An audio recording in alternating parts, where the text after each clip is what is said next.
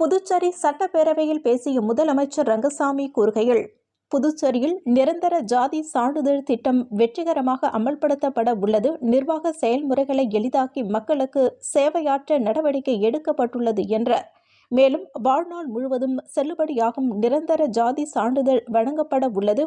ஒருவருக்கு வாழ்நாளில் ஒருமுறை மட்டும் அளிக்கப்படும் இந்த ஜாதி சான்றிதழ் காரணமாக அரசு அலுவலகங்களுக்கு மக்கள் மீண்டும் மீண்டும் வருவது தவிர்க்கப்படும்.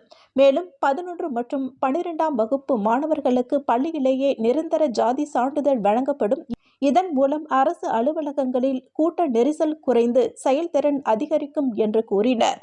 மேலும் புதுச்சேரியில் பெஞ்சல் புயல் மற்றும் மழையால் பாதிக்கப்பட்ட வீடுகளுக்கு மீட்பு மற்றும் சீரமைப்பு செய்வதற்காக நிவாரண நிதி வழங்கப்பட்டுள்ளது. குடிசை வீடுகளுக்கு 8000 ரூபாயும், பகுதி சேதமடைந்த கல் வீடுகளுக்கு 6600 ரூபாயும், பகுதி சேதமடைந்த ஓட்டு வீடுகளுக்கு 4000 ரூபாயும் வழங்கப்படும் என்று தெரிவித்தார். இதற்காக 33,78,500 ரூபாய் அரசிற்கு செலவாகும் என சட்டப்பேரவையில் முதலமைச்சர் ரங்கசாமி அறிவித்தார்.